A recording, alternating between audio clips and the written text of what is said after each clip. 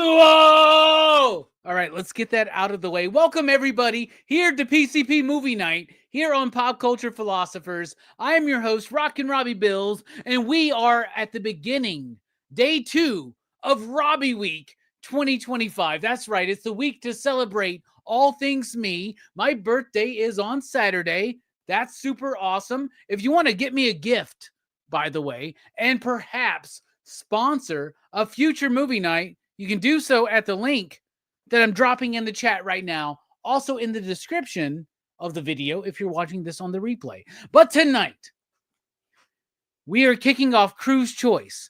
But in the midst of Cruise Choice, we're doing a mini fest called Anime. This was John Hammertime Holshoe's idea. He said, what if everybody who picked in the month of May for Cruise Choice had to pick an anime movie? I said, let's do it. And we're kicking it off with Akira, one of my absolute favorite animated. Is honestly, it doesn't even matter if it's anime, like from Japan or whatever. It's one of my favorite animated films of all time. So I get the first pick for Cruise Choice. Here we go, Akira, and the first person who corrects anybody on the panel's pronunciation of any name gets the fucking boot, and you're out of here. Akira, who gives a shit? It's Akira to the rest of us. However, let's bring him in. Do not mispronounce this homie's name. It's Jelani. How you doing, my man? There, I'm done. I got mine out too. Yeah, man. Happy Robbie Week and all that stuff in Station. Hell yeah. Yeah. What a great movie to start with. So yeah, it's not bad. I want to see dude. It's gonna be a really cool month of anime here on PCP. Yes. Yeah. We also got the man, the myth, the legend from 9-Panel Grid. It's Eric the Stash. What is up, my man? Oh, I'm sorry. It's pronounced Eric. You needed to Eric. There we go. Thank you so much. Dude, thank you for having me. Happy Robbie Week, man. And thank you for picking this movie, man, because it really drew me back into like some of the greatest things of my childhood, which was watching these anime movies. Which I hadn't seen way back then. I've only experienced this as an adult, so I'm really excited to talk about it. Hell yeah, and it cost you like almost $200, right? You owe me, dude. You owe me. That's all I'm gonna say. Fuck, dude. You owe me, motherfucker. Speaking of owing me, it's Stu from Dr. Doom's fan club. What is up, my man? Hey, what up, gang? What up? Happy Robbie Week, brother. Happy early birthday and all that good stuff. When is the exact day, by the way? My exact birthday is May 10th. It's on Saturday. All right, word, hell yeah! So happy early birthday, bro. Yeah, but I echo E's thoughts, man. This is such a classic film. Was so happy to revisit it. So happy to be here. So thank you for having me. Hell yeah! Well, thank you for being here. I really do appreciate it. And of course, I can't have a Robbie Week PCP movie night without two of my bestest friends. That's Jelani, as well as the Cheddarworth man himself. It's Brooks. What's up? Did you bring the Cheddarworth man? You brought some cheddar. I ate it all, man. I couldn't help myself. I did the Cheddarworth bit last night on Rockin Robbie Live, and I was like, only 5 people in this world understand that. It's like the most niche in joke ever. But you gotta try it, man. It's so good. It just so melts in your mouth. Yeah, we got all kinds of sausages. We got Babywurst. We got Cheddarworth. Oh, you'll love it. You gotta come down to the mountain with us. Brooks, thank you for being here, man. Akira, I'm sure you're excited to talk about this film. I never heard of it. Shit. All right, and also joining us when we are talking about a legendary film and a legendary graphic novel series, we got to bring on the man himself. It's Joe Carlo. My bad, Joey Caralio.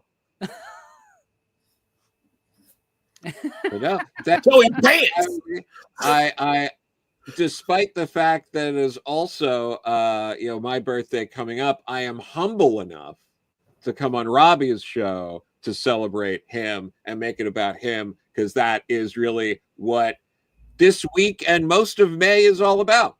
That's right. That's right. Happy early birthday to you as well, Joe.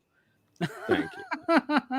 If anybody wants to send Joe a birthday present, Joe, share your Amazon wish list as well. and I'll allow it. So there you go. They should pre-order King Arthur: The Knights of Justice Volume 2. That's a great gift for me. If only they got an early look here on Free Comic Book Day, right? Yeah, no. Sorry, sure. too soon, Joe. Too soon. Too soon. Yeah, no. All right. So tonight we're talking about Akira. So we're kicking off Crew's Choice. That's 2 months of the Excitable PCP crew choosing the movies. Now, John Hammertime Holshoe, like I said, what if everybody who chooses in May has to choose an anime movie and it's anime? And I was like, that's clever enough. I like it. I'm kicking it off with Akira. So here we go. Akira, whatever you want to call it. I think this is one of the greatest animated films of all time. Let me tell you my history with it. So most people don't know the full effect of Snobby Robbie. Brooks and Jelani know. They remember. So in the early days when anime became a thing in the American culture in the 90s, right? I had a friend named Eric who had some VHSs that he kept underneath his fucking mattress or whatever that he would show me. They were Ninja Scroll and Vampire Hunter D. And I went, I don't like it. I don't like anime. I don't like this. This is bad stuff. And I had that idea in my head. Brooks and Jelani can attest to this for a long time. I said, I'm about American comics. I don't like manga. I don't like anime. I don't like animated films. At that time, I didn't like animated films whatsoever. If it's not live action, I'm done, right? But I do remember in the early 2000s when I watched Akira, and I remember the face I made. It was something like this. I was blown away by this movie. The quality of the animation, the depth of the story. Now, at the time, I had not read the manga. Here's my collection of the manga right here. Akira, the only way to truly own it, if you're a real fan, is in this box set from Kodansha, which has hardcovers in the original left to right with the original Japanese sound effects. That may not seem like much to y'all, but trust me, I've compared the two. It's way better than the American paperback reproductions. Ugh. So anyway, now that that's done, I love the manga. Flexing? I love the manga. Yeah, I'm flexing, bro. I had to flex to fucking lift that shit up. That thing's like 200 pounds. So Katsuhiro Otomo, who is the writer and artist of the manga. By the way, major props to I don't know, the 40, 50, 69 people that were working in his studio that did a lot of background work, a lot of the shading, a lot of the tone work. So we know how manga works. It's more than just Otomo. But this is Otomo's vision. Before he did Akira, he had done Fireball, he had done Domu. It is a travesty that these works are not available in the States right now. I've never read or seen many images from Domu or Fireball because of bullshit. That's what it is. However, in the middle of making this grand opus, which is 6 books, over 2,000 pages, 120 chapters of Akira, right? In the middle of that, he's begged to make a movie of Akira. And this dude says, I'll do it. And he goes, I'll tell the whole story in 2 hours. And there's a lot that is left out. In fact, most of this movie is, as far as the book is concerned, the first volume, elements of the second and third volume, and some of the end of volume 6. There's a lot missing as far as the overall story from the manga compared to this anime film, right? But at the same time, he decided, if I'm going to do this, I'm really going to do this. I will only do this if I have creative control. They gave him creative control, and most of the shots of this film are done either in 12 animated pictures per second or 24. Disney at the time did 12. He wanted to compete with Disney, but many of the sequences in this film are 24 frames per second of animation. I don't even know what that looks like to have to animate 24 images for 1 second of film. How do you go about that? How do you know how fluid you need to make that, right? That's an insane level of skill. That skill shows in this movie. When I first watched this movie, it blew my fucking mind open.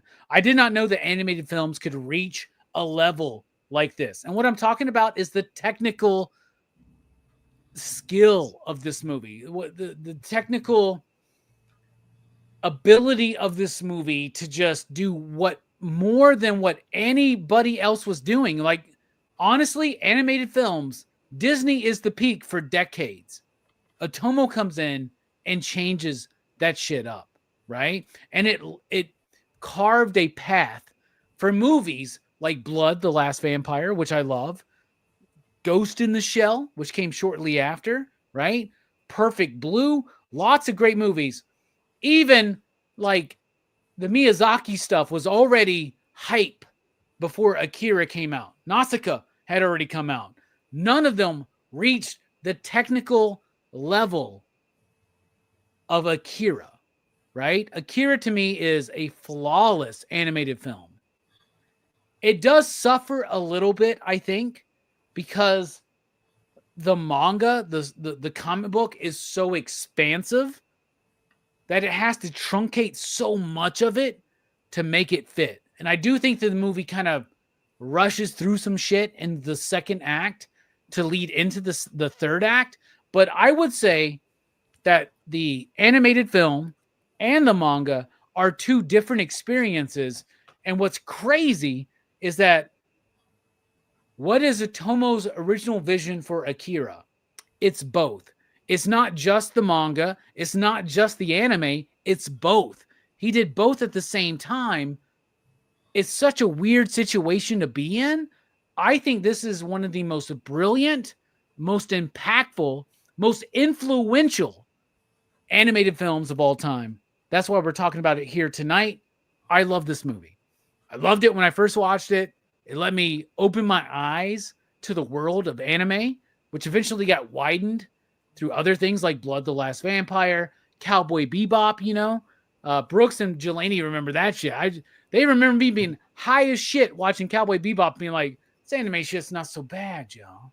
Right? But I really, really like this movie. I think it's super solid.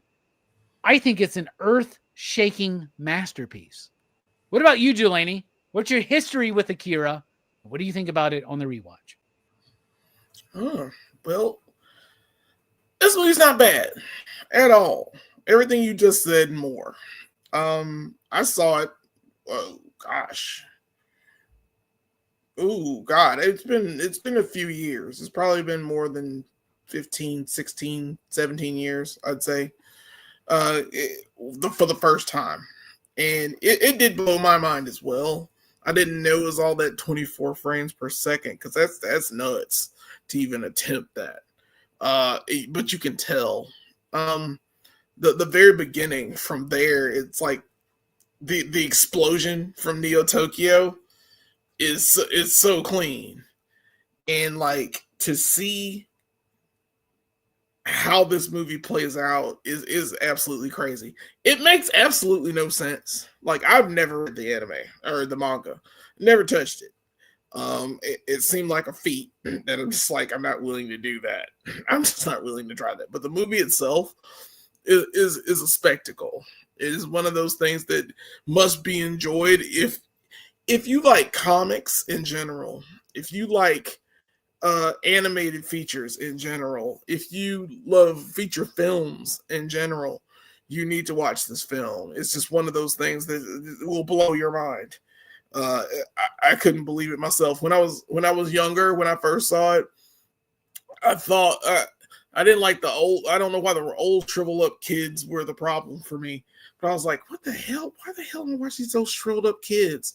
And they got like telekinesis, but they're nowhere near Tatsuo. And I don't get the whole theme of the movie itself, so it's gonna be hard for me to like pull something out of it other than friendship. But it's one of those things where I love it. It transcends like so many things. Like the director's ahead of his time. I can't believe he was just able to put this to film the way it is. If it's 6 volumes and he had to cut a whole bunch of stuff out, I don't know why he would even do that. That's insane. I'd try to like do at least 2 movies, but I guess it's crazy, right? Yeah. Like you've read the manga. Akira is in the novel. Yeah, he's in the manga. He's not. It's just his body parts, I guess. His that body are parts. Yeah, right. Are in the And movie. like a spirit, he showed up in like a spirit form for a little while. Yeah. Like in a flashback. Yeah, but this ain't This is DBZ, so bro. weird. Who gives a shit Yeah. about the spirit form? What the fuck is going on in this movie, man? And here's the thing. I remember when I first watched it, being confused about what was going on. It wasn't until I read the manga incomplete that I understood. Like, I do think that if you haven't read the manga, you may miss some shit in the movie. I don't know. What do you think, Delaney? It's a lot going on. It's a lot of things that'll change you. It's a lot of things that I don't know. I don't know how to explain it. I don't know. I don't know. It's a lot to wrap your head around, and that's what this movie is going to do anyway. It's mind blowing. That's all I can tell you. That's all I will stick with. We will talk more as we go forward, but it's mind blowing how he was able to condense all he written into that film. It's insane. And he had to give the ending of the film before he gave the ending of the manga.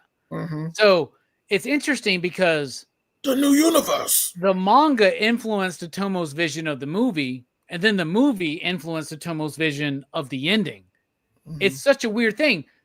What should you do? Watch the movie or read the manga? This is a situation where you should do both, because it It's is a lot of both of work. these properties, vastly different they are, that really encapsulate the whole of what Otomo's vision of Akira was, right? Yep, I agree. Hell 100%. yeah. Yeah. 9-panel grid. Not the first time watching the movie, but the first time that you have been reading the manga. What do you think Yes. about the movie, your comparisons, your history? So it's kind of funny. Before you had reached out to me to talk about, this movie, I had watched this movie maybe 4 months ago, something like that. And I had watched the English dub version of it. And just last night I watched just the Japanese subtitles and everything like that. And it like I was telling you guys backstage, it drew me right back to childhood. I remember going to Hollywood Video. Shout out to all the video rental places that weren't You Blockbusters. were there. Vampire Hunter D, like I was always renting that. Appleseed, Ghost in the Shell, right? But Akira was like one of those things, like it was consistently either rented out. I just never got to watch it. So I didn't get to experience this until I was an adult. I got to say, my first experience with this movie, though, was a struggle. Like it was, I'm gonna compare it to my experience with Blade Runner, right? And I think there's obvious comparison points between those two movies, right? Plus my experience, though. Blade Runner, I had to watch like 4 times to get through the entirety of the movie because it was just like it's a little bit of a rough watch the first couple times, and that was the same thing I experienced here. But it's kind of an enriching experience after you push through that and get to the just kind of, I don't want to say force yourself, but like maybe get what it's actually trying to give you and like just kind of, I don't know, see it all the way through. I really enjoyed it once I gave it a shot. I like thoroughly enjoyed it on my second rewatch after I was like, I kind of knew what I was getting into. I kind of knew the greater story beats and things like that. So I really, really liked this. And man, it just made me like really long for the animation experience that we get from this, right? It drew me back to not just anime, but like the look and feel of like G.I. Joe, the movie, like the X-Men, Pride of the X-Men cartoon that we got back in the day. That 80s animation style is just so freaking clean and so tight. And I mean, this is a step above those things too, right? So I don't know. It made me long for those kind of things that we don't get nowadays. But I had a hell of a time with this. I'm really, really, really enjoying the manga right now. It's good. It's like really, really good. And I'm only like 1 book in, so I still have a ways to go.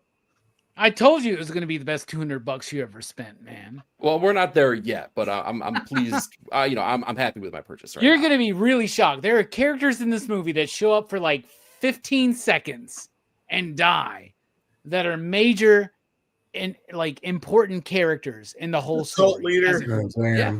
Well, and we'll talk about it more. And we later, already said Akira actually shows up. Like it's actually when they go and find Akira, it's a real dude there, not just body parts. By the way.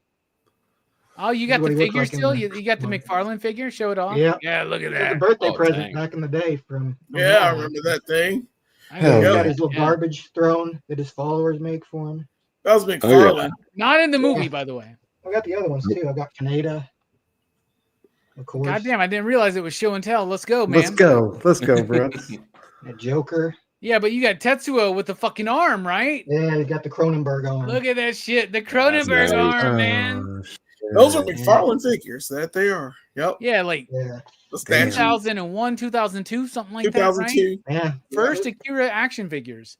Yeah, Because they made a Kaneda on the bike too, but I didn't get that one because they did, man. Yeah, the bike, by the way, is we'll be I'm gonna talking about characters I'm gonna be on eventually. eBay here soon. That man. bike is a goddamn Stu's goddamn losing it right now. Stu, let's save you some money.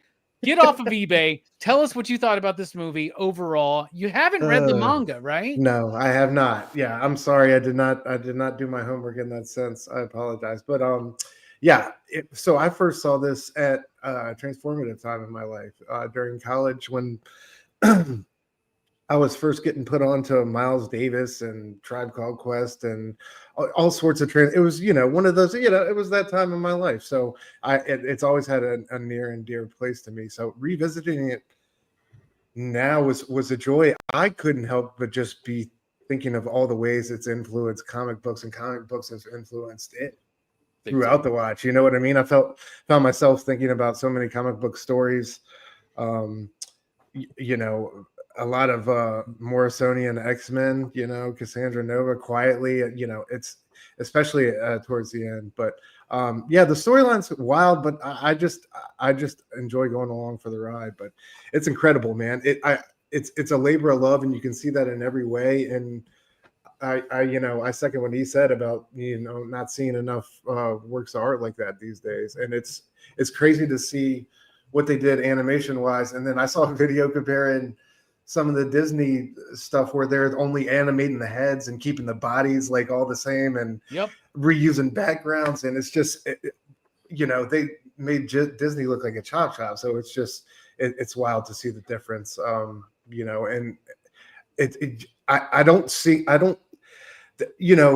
we call a lot of works of art timeless, but the way it is visually is still striking today, all these years later. Is just so captivating. It doesn't let up for a single frame, and that was like on the rewatch. That was what was most endearing to me.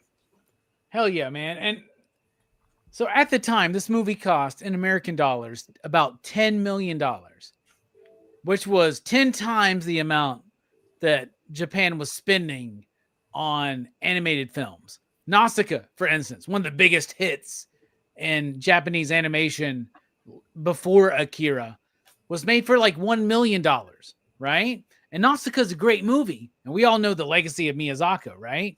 But we'll be talking about that in a couple weeks, actually.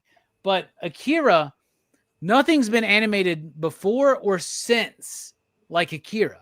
Nobody's put that. Everybody does shortcuts. Otomo said, I'm going to do this movie. I'm going to do it without shortcuts. One of my favorite animes of all time is Neon Genesis Evangelion. I love it. Mm-hmm. There are several bits in there where they keep the same goddamn image for like a minute or two. And it's like, yeah, I get it. It saves you a couple thousand drawings or something, a few hundred drawings, right? But like Akira has a buttery smooth, somebody in the comments said that, a buttery smooth flow that no other animated film I've ever seen has, man. Yep. It blows me the fuck away. And there's so many like small things you could like. I feel like it's a type of film you can watch 8,000 times over and still discover new, like the radar screens on the helicopters. There's so many there are moments tiny things they there's take a moment their where time like with. There's a moment where Tetsuo is on the ground fucking freaking out. You need an ibuprofen really, really fucking bad. No one can help him, right?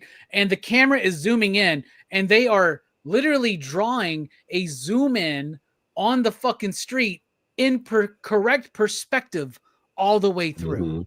Do you know what I'm saying? Like that's insane. fucking insane, dude. Yeah. Right? And no computer could make a movie look this fucking smooth.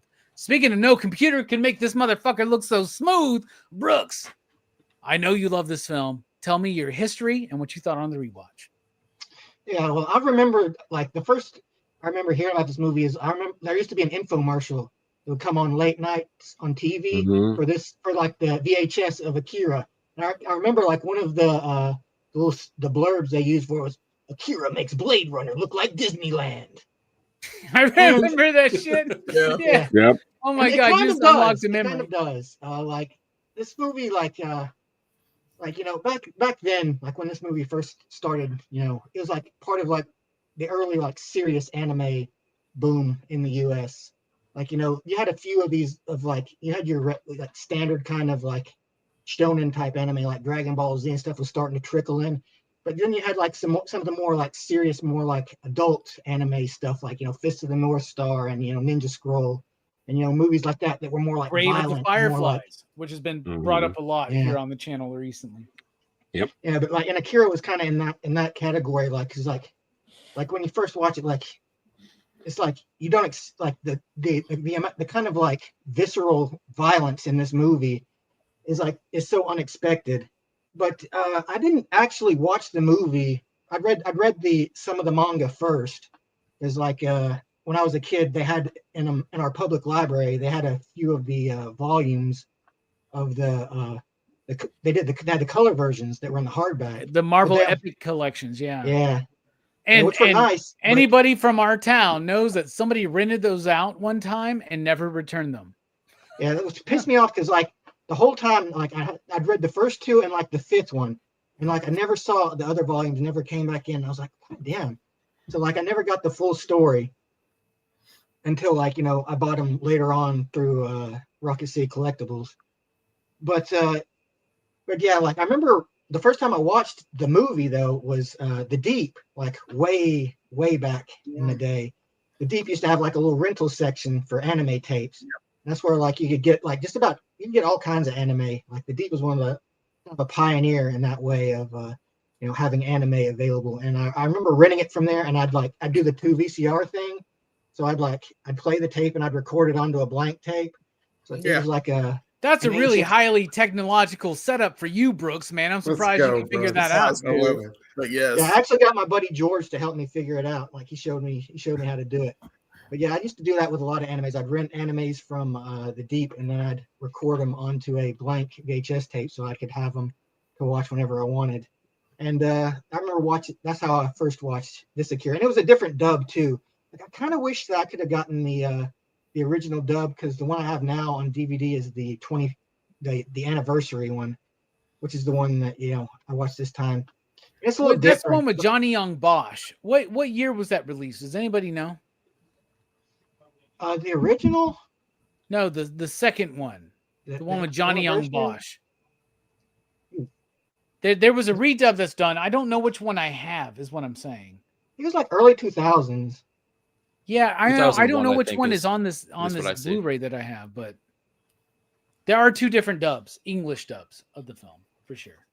Yeah, it's like I wish I could get like the original dub, because like I remember really liking the original dub as well. But you know, the new dub is good too, and like, you know, I guess the original is kind of left my mind enough so it doesn't bother me as much anymore. But I remember when I first watched the anniversary dub, I was like, that's not what he says. But yeah, either way, like, you know, it is a stunning film. Like, you know, I mean, you just have to give it to him. Like, you know, he really put it all out on this one. Like, everything is great. The music, the animation, the visuals. Like, there's so many like iconic scenes. And like, there's a thing that they did in Magic the Gathering pretty recently, where for this new set where they did like an homage to Akira, where, you know, it's a set about motorcycles and like cars and stuff. So they have like a card that has like a Chandra walking to the bike, and it's like the shot of Kaneda walking to the bike for the promotional stuff, you know, where it's like you see the bike and like from an overhead you see Kaneda walking towards it. And like, of course, there's the sliding bike scene where he's like, you know, when he does his little joust with Joker and and he turns it sideways. That's another classic scene. But like, yeah, this movie it's great, man. Like, I watched it twice just because, like, you know, I wanted to. Like, I didn't have to rewatch it twice, but like, I just wanted to watch it twice because, like, you know, I got so hyped for it. You know, like everything about it is just like, and despite the fact that, you know, I have read the manga and I do think the manga is really great. I kind of see the movie as kind of like a what if instead of, like, you know, him awakening Akira, like, you know, Akira is dead in this instance. So like, that's why, you know, it goes this different path. But yeah, like, you know, I would recommend like reading the manga though, especially if you enjoy this movie, because it is really great. Hell yeah. What if Akira was dead the whole time? And that's why Tetsuo like immediately loses his shit, because like Akira was like his mentor. You know, he's the kind of the guy who was like helping him like control his powers for a little while. So without him, he just immediately goes full Cronenberg. Yeah, full on Cronenberg. Speaking of full on Cronenberg, Joe, what's your history with Akira? What do you think about it on the rewatch?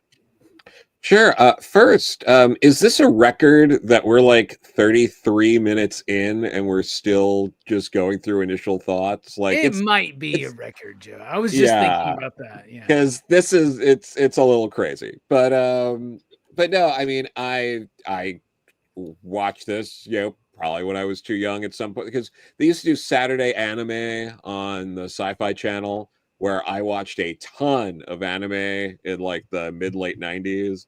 It started with like Anime Fest. They would do like a week in the summer. And I remember like Iria was one of the early ones they did. Lily Cat, there were a few others, but like, you know, also seeing Akira in that ad, and specifically that ad for the VHS, it was to get you to subscribe to anime. Like that was your introduction. You pay $4.99 or $4.95 or whatever. You got a VHS of Akira, but you signed up and you were going to get new anime movies like every month. Akira for the low price of $49.95. Yeah, you know, but it was like you know, back in the day where you'd go to Suncoast Video and buy a new anime DVD for $34.99 that had 2 episodes on it. Those are good times. But yeah, no, it's you don't have an anime industry in the US. Like you don't have a market without Akira. Akira was the gateway drug. There's a reason why it was pushed the way it was. I have a buddy of mine who saw it in theaters like when it came out. You know, there was a brief window where they did like a very limited release in the US. I think they screened it at San Diego Comic-Con like that year that they did it here. It might have been 89, something like that. And yeah, that it was just this transformative experience. We wouldn't have a manga industry here without it. Like Akira was the manga that got the mainstream to be like, we gotta figure out how to package this and get this out here because it's too fucking good. You know, someone pointed out in the chat, but I mean, this has been the case for a while. Like homage covers of Akira, constantly, they're all over the place. Homage posters, fan comics, fan illustrations. I mean, what was it? I remember like a decade ago now or whatever. You remember Bart Kira? And someone put together this like book that was just all like Simpsons related fan art that was Akira. Just like you would just see this kind of stuff all the time. It changed everything. Nothing looks as good as that animation wise. Nothing. And again, it's the frame rates and all of that, and like the 24 per second, but like hand drawn.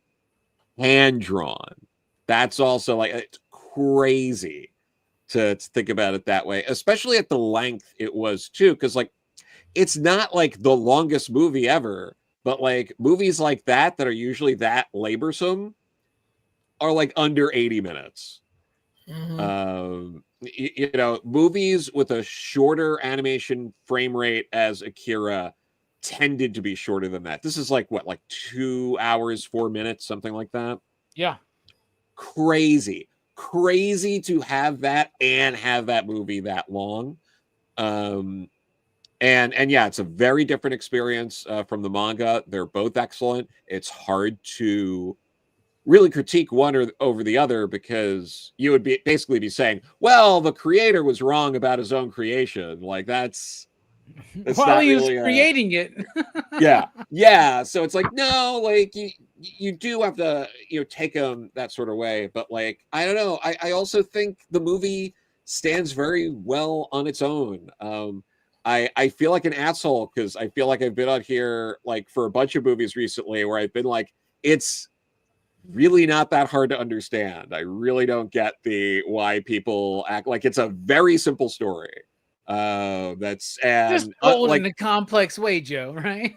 you know, but well, yeah, basically. But like one of the big comparisons to the manga and the movie that I don't think got brought up yet is the manga is an ensemble cast. This is very much a story about two friends, and we're following you know, Canada, but the manga is not like that. The manga is very much like what is like tuning into all these different characters and it's going for something different. This is very much a friendship anime. So Hell yeah, you're right, dude. Like I think all of book 3 in the manga, all of book 3 has no Tatsuo. All of book 4 has no Kaneda, right? It's like, what the fuck? But this is a streamlined. You're right. It turns, and that is what Akira is about. Akira is about a lot of stuff, but as far as the manga is concerned, but it really is about the friendship of these two dudes and how that fractures and the different roads they take, and it really gets expertly truncated, I think, in this animated film. Absolutely. Which has some amazing characters in it. There are characters that are in the manga that don't appear in the movie. Who gives a shit? In the movie, what's a performance? What's a character that brings you joy? Jelani, highlight one. I always love the general. He's like, look, I guess he's the colonel. Yeah, he is the colonel. You stole my goddamn backup, man. That was the one I was going to pick, man. Colonel Shikazima or something like that. Yeah, that dude, man. The second he was like, and this is the first time I even watched it, and he was like, the guys come up to him, and he's like, yeah, you're going to have to surrender your title, your rank. You're going to have to be put under arrest. And he's just like, shoot that man. Like, all right. You know, and they're like, okay. I mean, you're in charge. And he just goes out, shoots that guy. He's very take charge. He's cool. He's cool as ice. Ain't no way in the world I'm gonna come at Tatsuo the way he is with just a gun and just be like, all right, let's take care of this. You know, I'm willing to do this. He was just so damn cool. I was like, I see, it's rare when I see a character that damn awesome. Just works so well, and I don't understand why they were experimenting on people anyway. I still have to flesh that out more in my head. But if he was in charge of it and it went this wrong, I'm not sure why it would have. That's the worst part. I guess you're just trying to control. You're trying to control something that's beyond your control. But he was in charge of it. It screwed up. Stuff happens. But he's still trying to take charge and fix it. So he's just one of my favorite characters in this, and he is my favorite character in this, next to, you know, the obvious ones. He's more multifaceted than you would think, too, because you know, when he's dealing with the kids, he's like he's kind of like a stern father, but he's also very like, you know, he cares about him. You know, you can tell. Yeah, and he's really good in the animated film, but there's a lot more depth given to his redemption arc in the manga, which really, really works for me. So great pick, Jelani. Yeah. In the manga, they call him the skinhead all the time too, which I thought was They do. funny. Yeah. Yeah. Yeah, they do. What about you, 9-panel grid? Eric, what do you think? What's a character you want to highlight? Well, I can't say the character brings me joy necessarily, but I would probably say it's Akashi because it's the character, it's the catalyst for everything that happens throughout the entirety of the movie, right? If it weren't for Takashi, trying to be, whisked away from, the control of the government, then none of this would have happened. People wouldn't have died. Tatsuo wouldn't have run into him on the street, and we wouldn't have gotten all this kind of stuff. Seeing his journey, and really the journey of all three of those individuals, right? I think they refer to them as espers, right? Those three individuals, right? Seeing their journey, but specifically Takashi in there, I thought that was a really cool, framing device to show kind of how this world works, how these power sets come to be. So I really, really dug that character and kind of how it shows the after effects too of what they were doing to these people to kind of initiate their control over, their powers and them as individuals. When it comes to joy, though, I got to say that PE teacher that was just like pop, pop, pop, pop, pop, smacking them all across the face. Discipline. Yeah. That was the one that yeah. brought me pure joy. So yeah, but Takashi for sure. Oh yeah. Speaking of 24 slaps per frame, Stu, what do you think, man? What's a character you want to highlight? Yeah, dude, I gotta go on the flip. I gotta go. What was it, Masaru, number 27 in the floating wheelchair. Little chubby like, Professor X. Yeah, dude. From that beginning scene, Homeboy was on the run, and we get that he goes into that kind of like dreamlike state, and he shows up. That's like one of the first points in the film. It's about to get like weird and different, and I just loved his appearance from the get go, and him kind of like tracking him. But yeah. Their whole like back and forth. Takashi, he was all right, but then I felt like he was MIA for a good middle chunk of that movie, and then he came back, I guess, towards the end. But it felt like Homegirl was doing a lot of the heavy lifting. When it came to he always I love that his avatar is like a car, but it walks on its hind tires. So it's like a car, but it walks like a person. Yeah, that was so cool to see their different incarnations, like whether it was real or surreal. Hell yeah. Love that pick. What about you, Brooks? What's the character you want to highlight? Well, I like this is a character who's, of course is a lot different from the manga version, but Cowie, she's kind of given more significance, but not as much time really. She's like presented as, she's like Tetsuo's girlfriend, I guess. And she's like this very kind of like quiet, subdued personality. She's very kind of meek, and like she's very much a punching bag in this movie in a lot of ways too. Like she takes a lot of abuse, but they do. I think the movie does kind of show her what her life is like. Whereas in the manga, she kind of like shows up because she's part of like this weird kind of harem that Tetsuo is trying to do and stuff. But yeah, but at the same time, in the manga, she has, I think, a more emboldened ending that shows more agency than she gets in the movie. In the manga, in the movie, it does show that she's living, I guess, in this house with and I don't know if she's like a roommate or a sister or whatever who's just on the phone. And it seems like, she's kind of the one who's expected to do the chores and stuff. But yeah, I wish I would have liked to have seen a little more of her. But, this is very much a movie that he did center on Tetsuo and Kaneda more so. And so he didn't really need her to come into the scene until the very end. But yeah, I thought she was interesting, despite the fact that she does get bodied a lot in this movie. Yeah. D. That's a funny name. My favorite animated movie is Akira. We're talking about it right now. Joe, what about you? What's a performance or a character you want to highlight? I mean, fuck, if you're all gonna let me after that, I'll just pick Tatsuo. Fuck it, right? Shit, you took my number 2. Yeah, because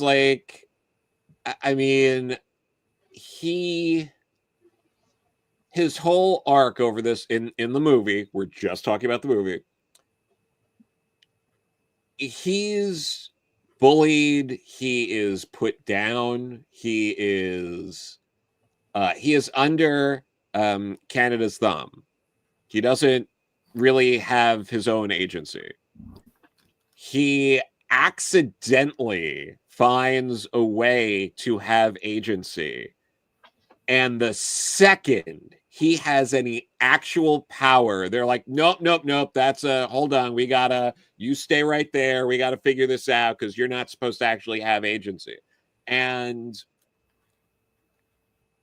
he's so sympathetic and you get it. And I think the movie does such a fantastic job with that. And it's all about what's not being said, right? Because the nice thing about this movie, and the manga does this too, but the movie tries to treat you like you're not the dumbest fuck who's ever lived. Like, if a movie comes out today, like if you see like a Marvel movie, which is made for dumb fucks, but like if you go see a movie like this, like Thunderbolts does some of the same stuff that you see in Akira, but the movie stops to tell you things like, but I really care about you, and that's why we're going, and that's why I'm hurt, and stuff like that. And it's like this idea of like, oh, these characters need to go to like therapy or this and that. It's like, no, like the movie assumes you have a bare minimum intelligence to understand that if Tatsuo or Canada at any point actually broke down and said, dude, I fucking care about you. I love you and I just want you to be okay. None of this would have happened. It's and true. Like, and neither of them are able to do it, you know, but, and that's so much of the movie. And I feel like it doesn't get the credit from some people for doing that, because even though that's what the movie's doing, people are that stupid and it's disheartening. One of my favorite things on this entire channel, 10 years we've been doing this shit, right? One of my favorite things is when Joe goes, this movie doesn't treat you like you're a fucking idiot. I love it.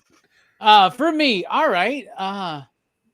This was one I really thought about hard. My favorite character in this film is Akira or Akira, right? And I know in the manga, it's an actual boy that's there. He shows up. He's like tags along with Tetsuo. Tetsuo takes over to the Joker gang or the Clown gang or whatever the fuck. And it's different. However, even though Akira or Akira is just a collection of dissected body parts in the film, right? The power of that name and the premonition of that character permeates this film. It's like it's a thing that the Joseph Cotton Orson Welles film, Third Man, right? Mm-hmm. You talk about the third man for 2 acts, and so when he shows up, it's a big fucking deal. That's what happens in Akira. I do think that one of the things the movie lacks is that big reveal of Akira being an actual living entity there.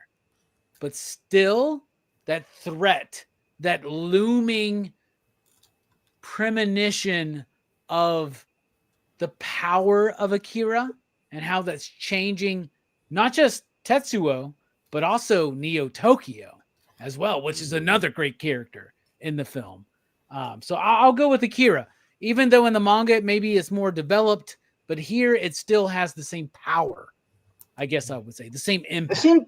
It seems in this movie that kind of trying to present Tetsuo as kind of like the heir to Akira in a way. Like he's inheriting, I guess, the Akira's powers. And in the manga, it seems more like he's not that, but he thinks he is. Yeah. Right. And so there's a big difference. And the Tokyo Olympic Stadium, like that's all a whole thing. That we'll get into all of this. What about style and structure? Let me tell you this. We've talked about this a lot already, so let me be very brief. No other animated film is animated to the level of Akira, in my opinion. I say this is the best animated film, not because of the depths of the theme or the characters, not because I do think the manga is a more rewarding experience story-wise, but I think it's the two together. It's It's not just the manga. It's not just the movie. It's both together. It's the comic and the movie together.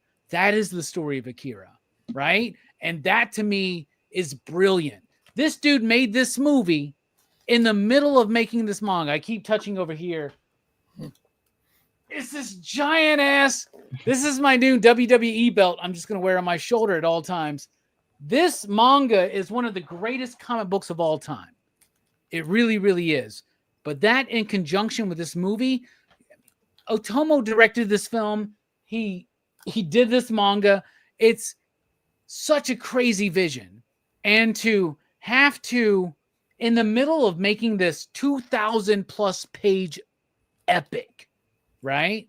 In the middle of this, he has to make a movie, putting it all in 2 hours.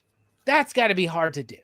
I have criticized this movie in my past of just being Akira book 1 and 2 and some of 3 and then the end of 6.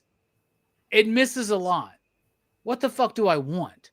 Do I want a live action? Like, what's his fucking name who did Thor Ragnarok? Was a Wahidi?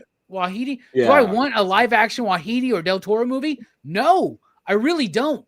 I don't want anything really expanded on this. If anything, Otomo could do a 12 episode series and that would really get the job done. But there's no way you're getting animation at this level.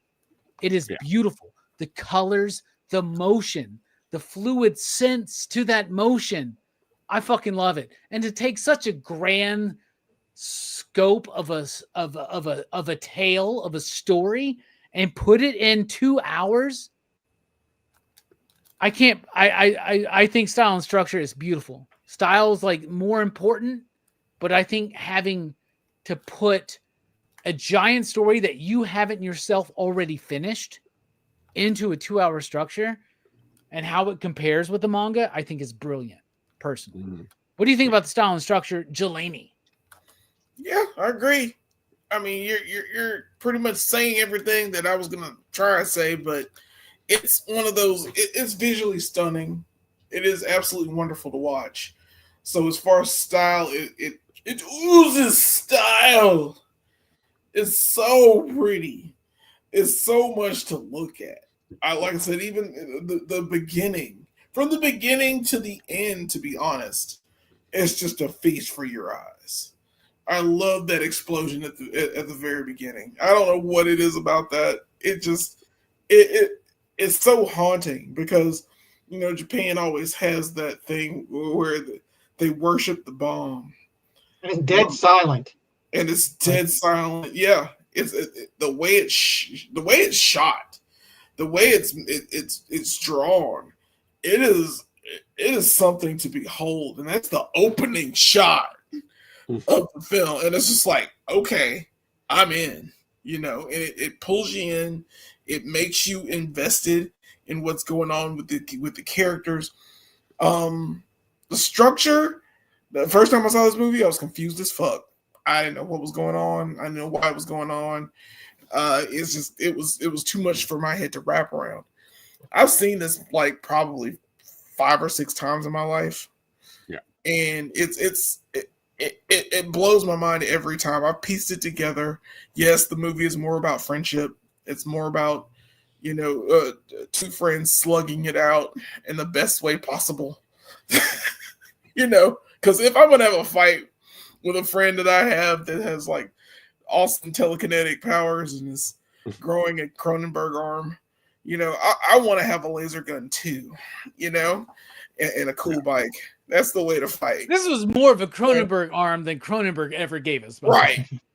Like very Cronenberg watched this film and was like, damn, I missed the movie. Damn, not enough. Videodrome could have been way more gnarly. Not enough Cronenberg. I could have hit Cronenberg, but it did not happen this way. So yeah, it's man, it's awesome. There's not much else I can say, and we're only on the third part of this. So yeah, it is what it is. I'm gonna let somebody we really love this movie. Apparently, man. Good. It seems like we've said this before. Movies that we all love, we go very quick on, right? But movies we all hate or we have differing opinions, those movie reviews last forever. Mm-hmm. Akira, though, we're an hour in, man. We're still on style and structure. So, Yeah. Eric, that's not a threat. You don't have to truncate what you're doing. And Pete, you asked hurry why it the was fuck up, Eric. Pete wants to know why. Well, fuck Chop, no. chop. I'm gonna segue it real quick. Pete wants to know why was it rushed like this? Why didn't they wait till the manga was done? The manga wasn't done for years later. Like Otomo was influenced by live action film. That's what he wanted to do. He made this comic, and it was a hit. He was offered an opportunity. He got creative control. Who wouldn't take that gig? You know what I'm saying? Yeah. Yeah. Who, like at all? Who wouldn't take that gig? So that's why he did it. Anyway, Eric, style and structure. What do you think? Dude, so it's kind of impossible to talk about the style without talking about the level of influence both that this took and had on pop culture and everything that surrounds it, right? Like, so this movie came out in 1988, but the manga, correct me if I'm wrong here, I'm not an expert, but I believe it started in 1982. Yep. And that was the same year that Blade Runner came out. And that's that cultural kind of pinpoint that I keep thinking of back and forth. This like feels like the landscape, the setting, the city, all of it feels so freaking Blade Runner to me. But there's like so many other cultural touch points. Like we talked about, the level of homage that we see here. I don't think that there is another piece of any pop culture that we've had that's been more homaged than everything that we get out of Akira, whether it's the Akira slide that we've seen 3 billion times at this point, the poster, like we get that. I think that we've seen this homaged more than we've seen Spider-Man 300. I was about to be like Spider-Man 300. It's got to be the only thing close. Yeah, only thing close. And I would wager a bet that it doesn't even get to the point that this does. And that doesn't count because 3/4 of those were done by Todd himself. So yeah, exactly. But I mean, this spans like an even longer period of time too, because I think about just the greater story that's being told, and you have influences from Philip K. Dick when you think about like the Espers, right? The telekinesis. Then that also influences things like Minority Report, the adaptation, which is like a different version of the story that Philip K. Dick had written, right? But you can see the clear correlation between those two things that comes directly from Akira. And I mean, I don't think that anyone that watches this modern day, like right here and right now, is going to miss the touch points between this and Stranger Things, right? Like Stranger Things is the horror version of Akira, basically. Well, I think of the influence that Stephen King may have gotten, or even if it's just the same idea space, right? Like Stephen King's playing with some of the same ideas. Yeah. So the style is just like, I don't know, it's like ever resonant, right? Like it's one of those things that's going to be a cultural touch point forever and ever. I don't think that we're going to miss out on that. Even at the time, Eric, it is so into the zeitgeist of what's going on. It's like ahead of the curve, right? Yes. Like, yeah. Well, it's like both of the moment and ahead of the curve at the same. It does so much more than most things could ever possibly do. When it comes to structure, Joe, I have to agree with you, man. I'm so glad this doesn't treat me like a fucking idiot.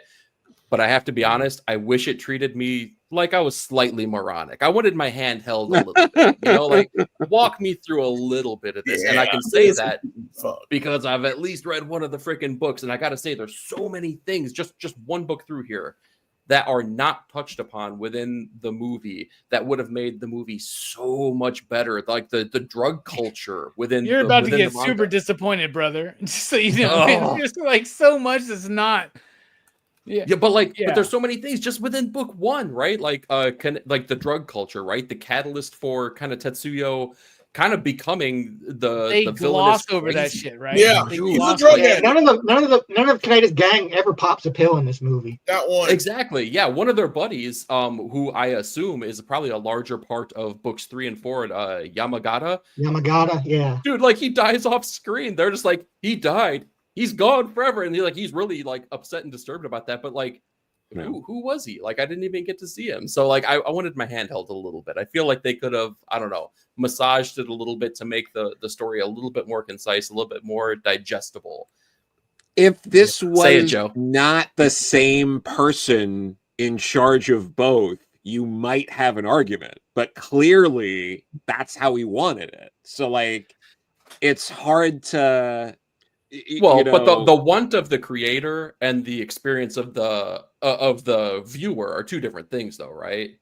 But I mean, that I means appreciate you're what he did. assuming. But why do you want the experience to be the same for both? Why do you want the same thing explained in both? You know. Well, I don't think it needs to be the same across the Telling board you because I you're think a they could fucking be idiot.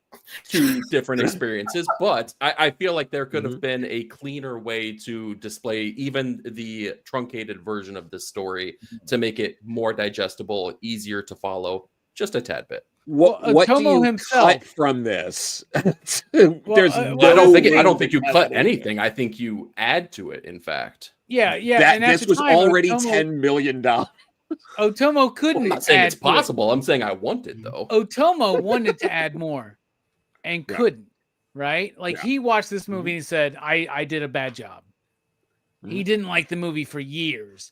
And then later on in his life, he watched it and he was like, you know what? This is actually pretty decent for what it is, Yeah. right? Mhm. And making the film caused him to also think that he didn't nail the ending of the manga because he was like, he himself was conflicted about this whole thing. And I get what Eric's saying. If you, Joe, me and you and Brooks and Jelani, we have a history with this manga. We've read it, right? Yeah. We've read it through and through multiple times. And we've seen this movie multiple times. So it's easy for us to fill in those gaps. But I can understand, like, bro, what? Like, there's so much, Eric, and that you don't even know. Like, the random spiritual leader who dies in like 15 seconds in this fucking movie. I wanted is more such of a that dude major with the hair. part. It's a huge part of this. Such a huge part of the book. Like Mhm. the final act of this book is like she's a major character, and so the Yeah, she was movie one of the influenced Otomo kids. as well. Yeah. Oh yeah. Yeah. Spoilers, guys. Come on. I'm on book one. There's You're a lot going on. You're ruined. Stu, what about you? Style and structure. Yeah, you guys have touched on so much of what I was going to say, but yeah, the themes to me, especially the parapsychology of it all. I love that, like, the setup is that it was, parapsychology gone wrong, and that they blamed it on nuclear weapons, and that's just something that's always fascinating to me. With the CIA experimenting with remote viewing and all sorts of cool weird shit. So I need to put on the shades, man. I got. Yeah, man. Let's do it. Let's put on the tinfoil hat, bro. But I don't know. I was in from there. But yeah, style wise, I could just drink in those cityscapes that we got. The colors, the lighting, like throughout, was so incredible. Whether characters were coming out of the shadows or going into them, or backlit, the spotlights. I don't know. And the world building was just so expansive and incredible, from, everything from the outfits to the obviously the bike, but like, I love that the satellite ship thing they had in the sky, the laser ship, you know what I mean? Like, Fall. Yeah, dude, I just, it was, and just it just took off his arm. Yeah, like, that's very precise, by the way. It was so sick, and I love that scene when they were like waiting to get blasted, and the rocks just came up off the ground and then went back down. It was just so beautifully done. So, yeah, I mean, still wish it did better. You know what I'm saying? Yeah. This isn't like. Do you think Snyder was influenced by Akira with that shit, where the rocks go up and then slam back down? I bet 100%, man. Absolutely. Oh, yeah. I don't.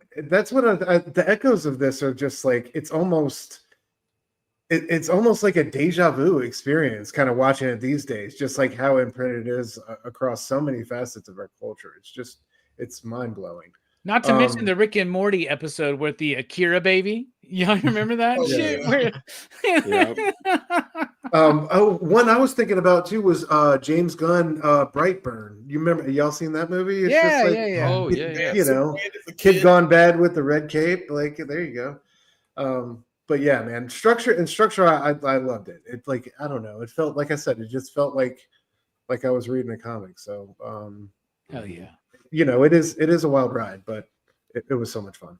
I love that Tatsuo puts on that fucking cape for no reason. Just He's bug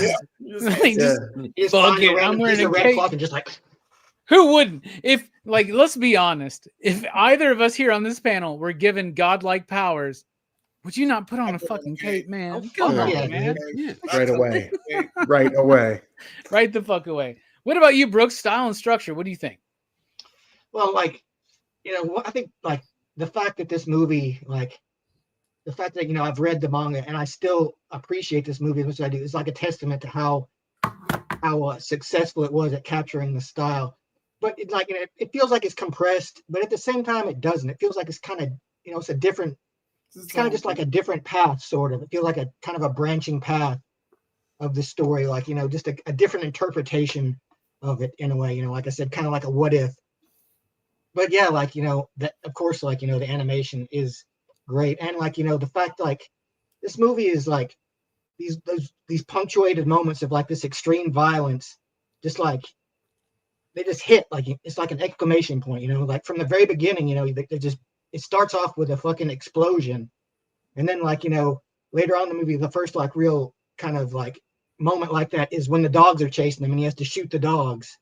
And then like he's running from the cops and then he gets gunned down. It's like the violence is just so like extreme, like and back when when I first watched it, I was like, you've never seen anything like that. You've never seen that kind of violence in like a cartoon. And like animated, like the animation just makes it seem so much, it's like it's grounded and real while being like extreme at the same time. So like yeah, it's great. So this true. movie has When like Duke- so much When to Duke got it his too, like face shot off, that was crazy. yeah, And like the it has these, it has like of course it has the political themes too that's kind of woven into it as well, which is more in the manga it's more of a thing, but it's still in here. It's more subdued, but like it is very much a part of the movie. Like a lot of the violence in this movie is done by like the kind of fascist government goons of this like city. Like a lot of it is like officers and authority figures, the gym teacher, like these are like I think the like the state does more violence in this movie than Tetsuo does, probably. If not, maybe it's probably pretty close. And they provoke But, it yeah. on top of that.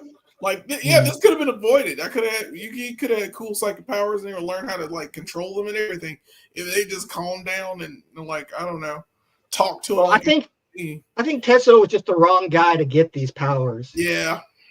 He's like, Tetsuo's a guy who did not need this kind of power. Like, a guy with a chip on his shoulder like that, maybe he shouldn't have godlike powers, One Just a person thought. I know that should not have godlike powers is Joe Carlo. But what do you True. think about the style and structure of this film?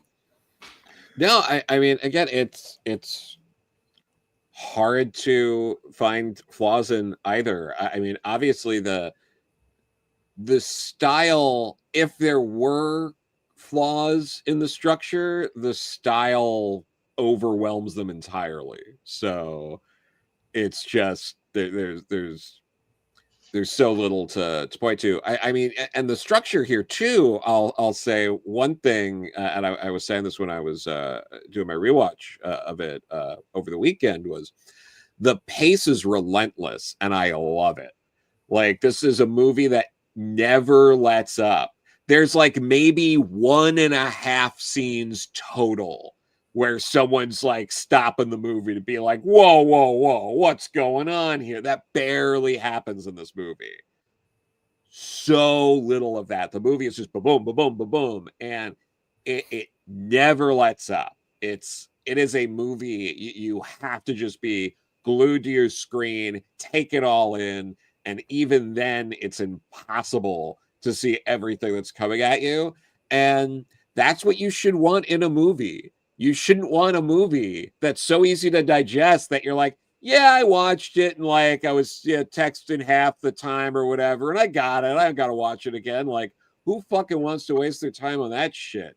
It's like you should want to watch movies and invest in things that challenge you and make you watch them, multiple times to get like everything out of it. Like, that's what you should want anyway. Look, Joe, I'm sorry I didn't understand Mother the first time I watched it. Okay, I'm so sorry, Joe. Jesus, it takes a real man to admit that. So thank you. I love that you mentioned the relentless pace of the movie. I think the relentless pace of the movie is really helped by the score of the film. by Choji Yamashiro. Otomo very specifically was like, it's sci-fi, it's the 80s. I don't want the typical sci-fi 80s movie score. I don't want synths. I want traditional Japanese percussion and melodic structures. And what you get in the score of this film is a lot of percussive. I don't know what instruments they are. To me, they're like xylophones and xylophone-esque type instruments. You get what I'm saying? That like there's a lot of like energy that's brought in that score. And I love that we have this futuristic cyberpunk, and like cyberpunk as a subgenre. If you asked AI, if you asked anybody, hey, what's cyberpunk? They'd be like, have you seen Blade Runner or Akira? Like that's what cyberpunk is, right? But this music doesn't do what most cyberpunk fiction film scores do, right?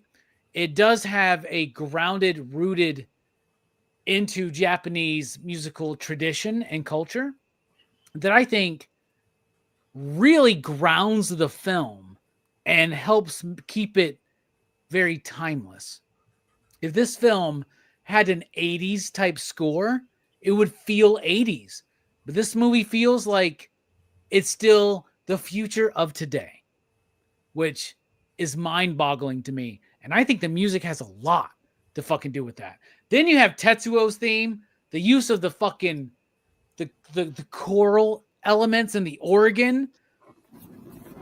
Does this movie not just blow the fuck up when all of a sudden Tetsuo shows up on screen and you hear the and then like the fucking organ hit? It's so impactful. It's so powerful. It's so brilliant. What do you think about the music in the film, Jelani? Yes, Tetsuo is fucking awesome when he walks in. I want that music. I want it. It's so powerful. It's scary as fuck. The music in here is very impactful. It works with everything in this, and it did need a synth beat. You didn't need that. That video game feel. Yeah, and real quick, there are synth elements in the score. Yeah, right. But they're very much undercut by the traditional shit, right? Yeah, it looks good. It looks good. It sounds good. It works well. And like we say a lot in these films, it's a character within itself in this film. It works very well. I like everything. I like the chase music. When they're getting chased in the sewer. When the water, the aerial bike or whatever is shooting and tearing through all those people. I love that music for some reason. It's cool. I like it. There are a few others that are in there that are pretty quiet, but yeah, Tetsuo's theme, period, is my favorite. That will still always be my favorite in this. Hell yeah. What about you, Eric? What do you think? I think that doodle-doo thing is real jazzy, and I'm really, really glad that Jelani is digging on that. It's like, that's... I'm so glad we brought it up. Yeah. I mean, you were all it like, was right there. Davis. I was like, ooh, heroin. That's what I remember. No, but the music, I mean, and Jelani, you did hit the nail on the head. It is a character in this movie. It's like, it's something that like disappears in the background. Not to say that it's not there, but it's just like, it's ever present, right? It just becomes an integral part of the movie that you're not necessarily looking for, but if it wasn't there, you would totally know that you were missing out on something that was, a vital part of the movie itself. And yeah, Robbie, Eric, real quick, a powerful part is when the score stops and you do have moments of silence. Like that's even better, right? Like when the music is waves. Yeah. There's no waves. Fuck y'all. Fuck y'all. The Limey. Watch it. Think about the waves. It means something, man. But let's talk about the sound design as well, then, right? If we're gonna bring up waves, because the moments when you hear that bell note, ding, and you hear Akira, right? Akira. Shit's going down. You're like, oh crap, and it demands your attention within the movie. So, like, again, the music is is a bit timeless, right? I'm so glad Yeah. that they took the approach that they did, because it They makes did. it so much more fitting to be able to watch it modern day right here, right now. But again, sound design, it demands your attention, right? You need to pay attention to everything, including the music and sound design in this movie. Yeah, Mhm. a futuristic movie with a classic traditional sound Mhm. makes kind of a timeless experience. It's super cool, man. I love it. And I feel like we need a PCP shirt with just waves, like the wave emoji or whatever. I think we could sell that. I would buy one. I'll tell you that. Stu, what do you think about the music in the film? Yeah, I agree with everything you guys said. I think it really knew when to go big or be quiet, and it did have those moments where it would smack you unexpected. Highlights for me were the organ, man. The organ, I'm such a sucker for organ in those big moments, and that really came through. Also, like that first time those dolls came to life, that music in the background of that, it was that. That's Fuck yeah. scary too. Oh my god, dude. Yeah. That was one of my favorites. And then there was like a moment, I think, when it was towards the end and they were kind of like unearthing / deconstructing Akira, and it was just like all this noise, and it sounded like it could be being made today. It was almost music, but it almost wasn't. It was just beautiful. I think it was just such a beautiful, it just carried such a beautiful relationship with the film. And it was like kind of symbiotic in ways when it knew to, that the pulse was kind of quickening. So I loved it. It was such like, that's one of the things I think you can on rewatches that you can really soak in and bask in. So yeah. Fuck Loved it. This is the year of the heel. But I'm finding it hard right now to be healed to you, Stu. I just want to tell you how proud I am of you for what you just said about the music of this film. It really means a lot to me. And I'm going to tell you what. I've got this idea for you to join my inner PCP heel faction. It would be like a Braun Breaker moment. It'd be really fucking dope. So like, we'll talk off camera about that, okay? All right. I'm gonna pull you away from the Bad Batch, bro, because they all suck. Okay, so I appreciate you. Hurt you. What about you, happened? Brooks? What do you think Okay. of the music of the film? Well, I love the music in this film. Like, it is perfect for this movie. Like, in the beginning, the percussion is very it's primitive, and during this whole chase scene, while these two biker gangs are having this very kind of primitive clash. They're hitting each other with pipes and shit. Right. I love that you mentioned the word. I'm sorry, Yeah. real quick, but I love that you mentioned the word primitive, because that's what happens after World War III, right? Like, Yeah, it's society like- gets more. It's Mad Max. It gets more primitive. Yeah, And, there's like a lot of yeah. technology, but the humanity has become more primitive despite that. And I think a lot of it has to do with kind of the political messages of this movie of the state being so aggressive, and that's when you get people try to lash out and come back with it. But the other great musical cue, of course, is the Tetsuo theme, the da da. Yep. It's just so perfect. It just punctuates this moment so perfectly without overshadowing it.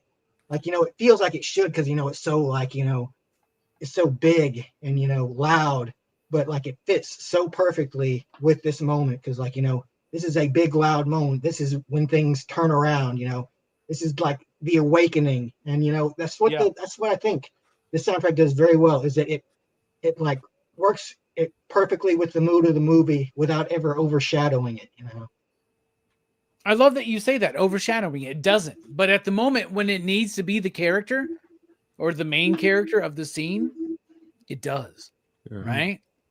That's hugely important. What about you, Joe? What do you think about the music in Akira? Yeah, again, it's hard to add anything from what's been said. It has been sampled countless times in pop culture across genres, which is not something that happens that often. One of the things that Stu was mentioning, that first hospital fight scene, the music there where Tatsuo is fighting against the different numbers who are all using the different toys. it's the visuals and the score there amplify it and make it like one of the single most like terrifying sequences ever animated. Yeah. And the score is a big part of that. Like, I don't think you wouldn't feel the same way with a different score. And that the score is so malleable and the score differs throughout in such a pretty large way compared to a lot of other movies you watch, particularly animation, but like usually there's sort of like a tone and it's like fairly consistent throughout the movie. But here kind of goes in wildly different directions throughout. Mm-hmm. It's not just sort of that classical Japanese, but there's like these Indonesian elements to the music as well. It's just all around. It's hard to compete with, and additionally with like the sound design. Akira is gorgeous, and part of what makes it work is it, despite being animated, it feels lived in, which is very rare to do in an animated movie, and the sound design is a big part of that. It makes it feel like it has the kind of sound design that you expect from an excellent live action movie. Mm-hmm. And this is animated. So Hell yeah. Great point. All right, real quick, Jelani, before we go further. Our Ariaga wants to know, Go Figure Duo, have you reviewed McFarlane's Akira figures? No, we have not. Brooks has them all. Y'all should do a video, right? We could probably do a video of it, but he doesn't have Kaneda. But there's a lot of people that haven't seen those that would love to see those. Yeah, we gotta do a retro toy deal. We should, because McFarlane did them like ages ago. Like these are, I don't know if they're like early McFarlane. Yeah, they're very early. Like 2002 or some shit like that. Yeah. Hell yeah, you should do that. But Jelani, let's talk about the theme of the movie. Kira's got a lot of themes, a lot of motifs, a lot of things that are layered subtextually or on the surface. But what I want to know is what the movie is speaking to you on a personal level. Jelani, what's Akira meaning to you? It's, well, like I said before, it's the power of friendship. It's what you can do for your friend who has turned evil. So, heal Robbie, dude. I'm gonna have to put you in a stone cold stunner, sir. Yeah. Take care of you. I'll sell it like The Rock, bro. Trust me. Yeah, that means I'll double stun you. I'll stun you and you stand and just take another stunner. That's right. You have to take a couple rock bottoms, though. This is the way it works out. That's how it works, man. Balance it out, man. Yeah. That's right. So it all matters. It's all there. As far as how you treat your friends and your loyalty. I think Kaneda decided that he was the one that had to take him out. Like he saw Tatsuo and he was like, "This is my friend. This is what I needed to do to pretty much stop this suffering," because he had this chip on his shoulder, and I know he was a good friend to him, but at the same time, I don't know. It just felt like he lost that connection somehow. And I guess that was when he got godlike powers. When Tetsuo got godlike powers, I think you lose your friendship. So and you start killing a bunch of people. So and there's also like the scene where where Kaneda's like, "I'm sending Yamagata his bike back," when he drives the motorcycle into the wall. Yeah, like, there's this kind of code of honor amongst it these is code of gangs. honor. Yeah, it's our gang, man. It's what we do. So it's kind of cool that it all kind of comes full circle in this movie. Like, he's Tetsuo's angry. He thinks he's being, I don't know, he's a second wheel. He feels like he's just not, or a third wheel, I should say, in his life and how it should be. And he wants to take charge. And then when he finally takes charge, he becomes an egomaniacal asshole with godlike powers. And sometimes you got to get kicked down a notch. And at the end of the film, I think he does. I think he realizes, even when he's going through his moments, he's still screaming for his friend to help him. and it made him feel powerless, and it made him feel this way. So I really, I take the power of friendship, and I will also say that when absolute power corrupts absolutely. When you and that not go only goes for Tetsuo, that goes for Neo Tokyo's government. Yeah. And how they were willing to just screw these kids. We're just gonna find this psychic power. We're gonna harness it to make it our own, and saints be damned. You know, that's kind of the situation that they had. So yeah, also absolute power corrupts absolutely. So I would say that Kanye West said it.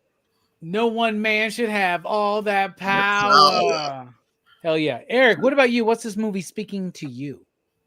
I think this movie has a lot to say about imbalance, right? The lack of balance between things, and I think it's about checks and balances with a lot of this movie. Jelena, you talked about friendship. I think there was the lack of balance between those two, especially when they were separated, you know, due to the circumstances that take place in the movie. You lost the yin to your yang almost. But it goes even further than that. Like every facet of this movie, right? The Espers, the three children, lack the balance of having Akira as part of their, you know, their group, their oversights, their power levels. The Colonel has a lack of balance here, or it's kind of like the perception of balance, right? Because he thinks that he's overseeing the scientists. The scientists are manipulating the things that are happening, so there's an imbalance there.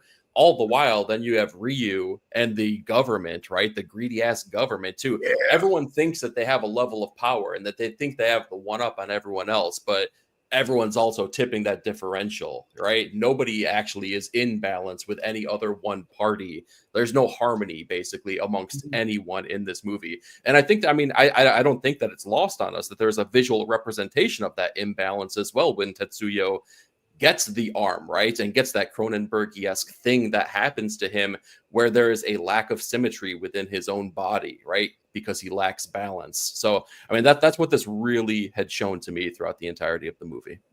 Fuck yeah. Brilliantly put. What about you, Stu? Follow that shit up, man. I'm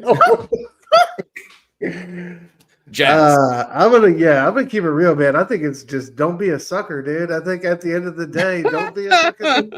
You know what I mean? I think at the end of we knew from out of the gate when we saw Homeboy at the jukebox that he was him. And the whole movie he went, dude, the scene where he jumped up, slow-mo kicked dude off the bike. Come on, man. So like badass. He always and that slow-mo shit was animated in slow motion. Dude. Like they didn't like fake that shit. Like that's crazy to me. All the slow-mo shit was animated to be slow-mo at like 12 to 24 frames per second. Absolutely. Get the fuck out of here, man. And Otomo storyboarded the shit, which was over 2,000 images. That he had to do just to storyboard the fucking shit. That's crazy. And it's Think crazy. about like, that. You see the storyboards, like the level of detail he put into it. It's just insane. It's just insane. But yeah, like, you know, my boy Canada, just giving him that work with the laser rifle and the bike, man. I just love like this. Despite the state throwing everything they had at him, it was our boy who came to save the day. So at the end of the day, don't be a sucker. You know what I mean? Be the cool kid. So, yeah.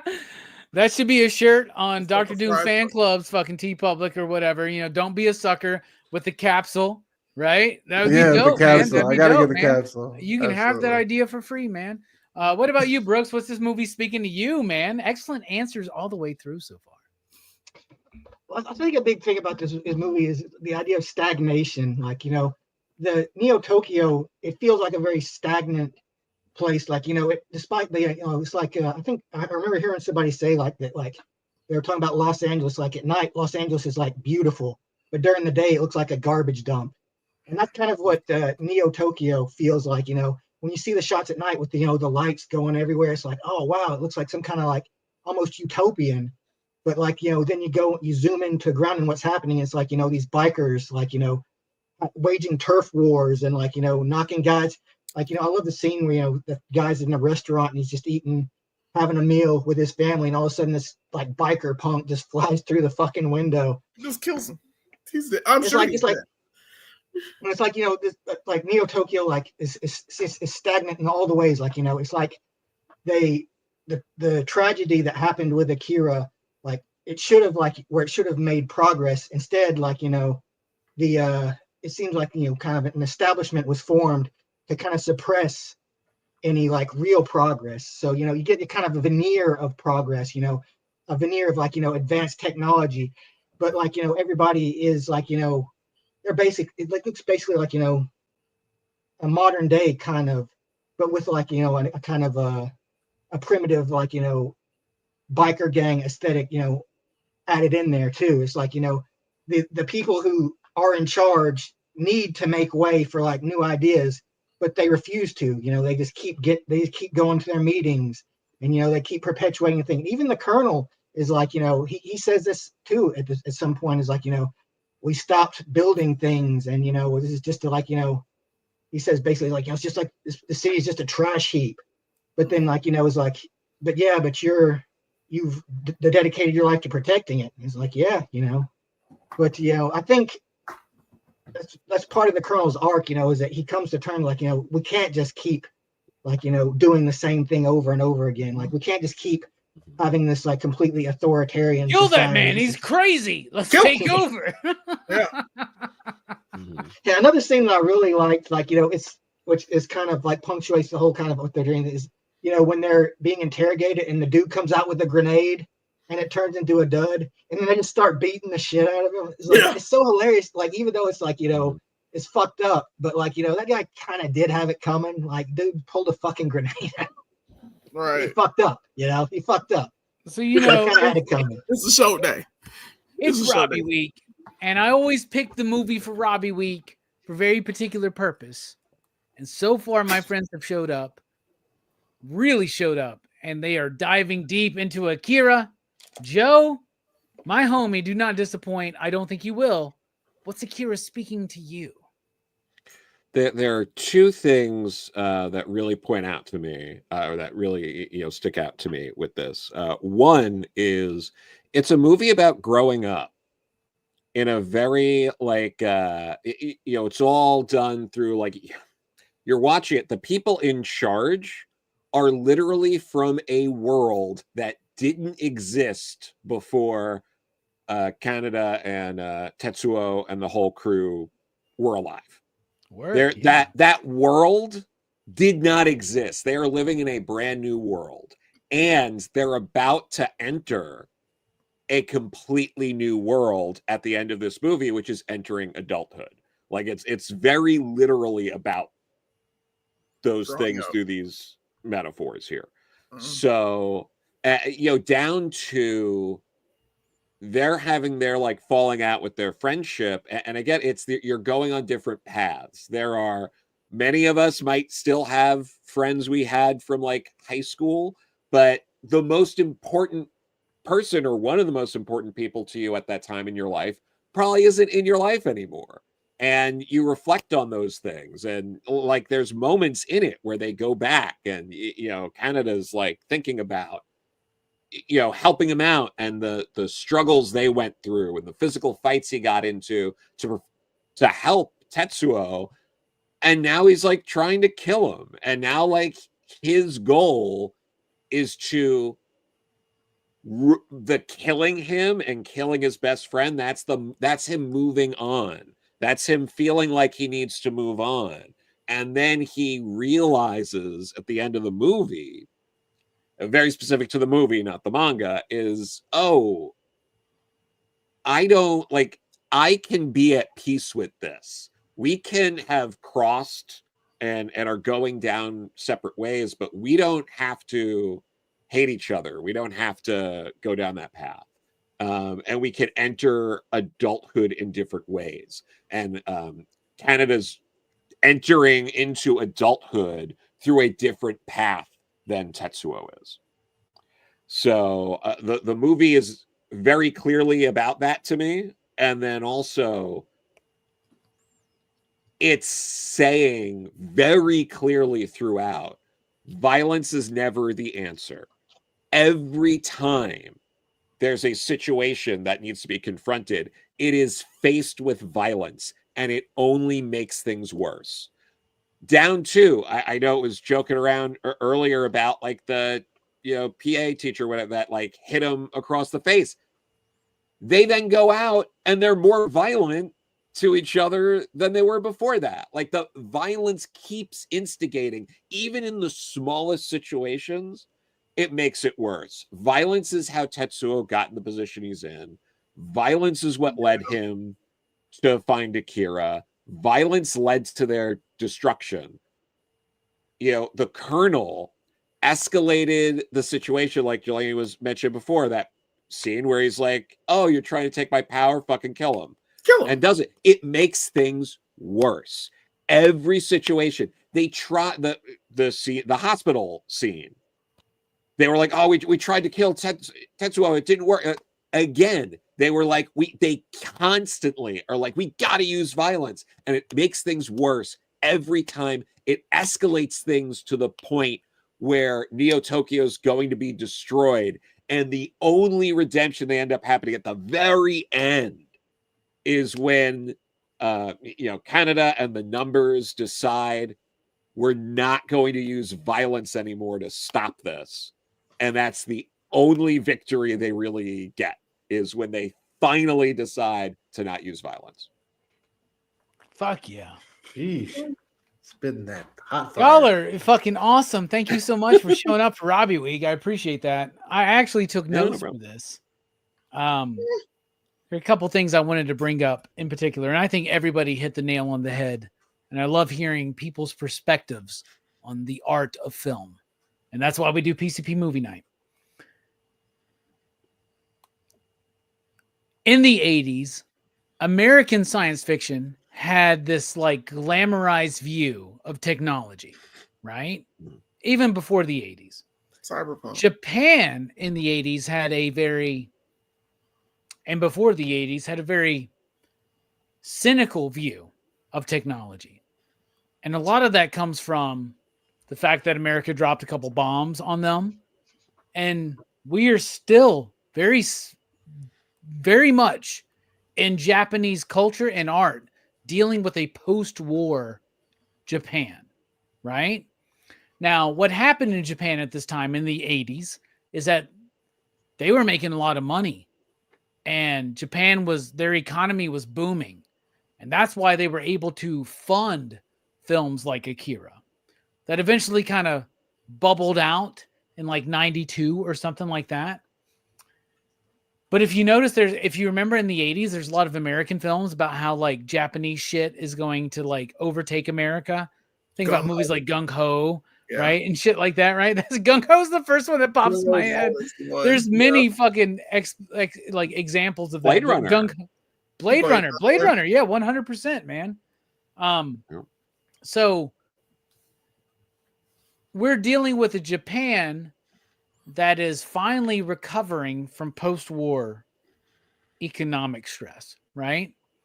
So it's able to make this movie. But Otomo, who is more driven and inspired by live action film than he is animated film, right? What did he grow up on?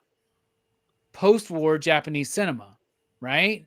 Works of people like Kurosawa, for instance, right? Really fantastic work from that period. So it's like a post-war Japan cynical view of technology, which makes sense, right? A Gojira type thing. Resulting, this movie was because of the economic boom. But also, to what I think Joe was alluding to, especially, was it's like young versus old, right? And I think many people touch this. It's about a new generation. And I love what you said, Joe, but the way I wrote it down here was this is the world you gave us. What do you expect from us? Yeah. Right? Mm-hmm. And I see that today in social media. Mm-hmm. It's easy for somebody in our 40s or 30s or whatever the fuck age we are, right? To look at the younger new generation and be like, y'all don't get it. Things were different, blah, blah, blah, whatever. But this is the world we gave them. Yeah. So what do we expect? Right? Like, I feel like that's a prevalent in this movie. And to me, that's the thing that really sticks out, right? Is Tetsuo, Kaneda, all they're doing in this movie is reacting to the world that they're given. Where are the parents in this movie? Where are the parents at? Yeah. They're no, Seriously. but that's implied, right? It doesn't treat you like a dumbass, Yeah. right? It lets you know that it's implied. Like there's a lot going on in this fucking Neo Tokyo. Parenting, maybe these are people that slip through the cracks, kids that slip through the cracks, right? But this is the world they gave you, right? Like one of my favorite quotes in a comic book period is Jonathan Hickman, East of West, where he's like, this is the world we earned. This is what we deserve, or some shit like that. Like, I believe that. When people called me or texted me both times the next day after Trump won, my only quote could be, this is the world we created. This is what we deserve. I don't fucking know. But that's kind of a part of the theme of this, man. Like, how do we expect the youth to react when we give them a shitty fucking world? Are we really making the world a better place? No, we're not. Right. And I think that generational struggle and the generational inheritance of trauma is prevalent in this film. And it makes sense to me. Like the trauma of post-war Japan mixed with this new technology and a distrust and cynical view of it. I don't know. I think we're in a really interesting place here. But also at the same time, it's about friendship. So if the Care Bears showed up, they could have fixed everything, right? Just did the fucking Care Bears. Care Bears stare at Tetsuo and he just goes back to normal. Fucking friend. Yep. He's like, I got a Cronenberg arm, but I'm happy now. So it's all good. All right.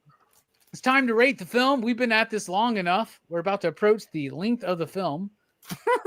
Yeah. Which is always good. It's always good because then people think we're like, it works as a commentary on the film, I think, which works. Yeah. So if you check out any of our PCP movie nights and watch it along with the movie, it's a fun conversation. All right. Out of 5 possible you digs, you out there in the chat, what do you rate Akira? Jelani, kick us off here on the panel. Well, I mean, it's in the cultural zeitgeist. It is one of those things that will never be forgotten. It's so deep and ingrained in pop culture that we will never stop talking about it. It's that impactful. It is that thing that needed to happen for, I guess, animation to proceed as well. To be better than Disney at the height of Disney is insane. That's insanity. And the fact that you get a film like this that confuses the shit out of people the first time you watch it, sorry, Joe, it does, for them to watch it again. I don't feel bad. Yeah, I know you don't, because you're a fucking idiot. Right. I get it. But it's one of those movies where it makes you think, and it makes you feel, and it makes you want to read the manga, which is the same. It's a different experience, but at the same time, yeah, that thing. It's a different. That should be your wrestling weapon. Is that box set? Yeah, you just get people. My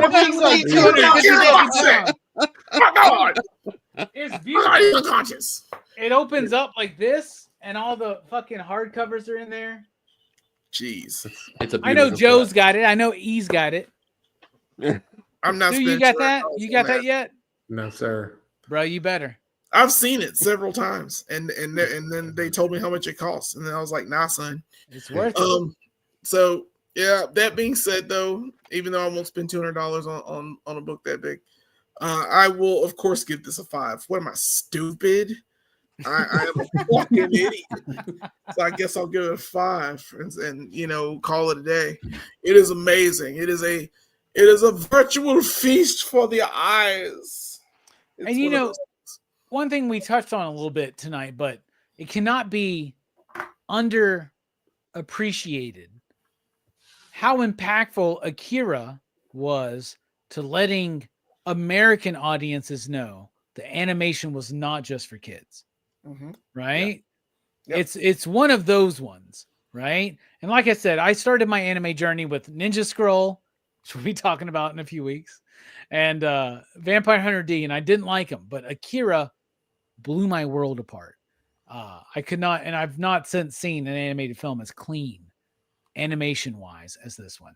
So a perfect score from Jelani. What about you, Eric? What do you give it?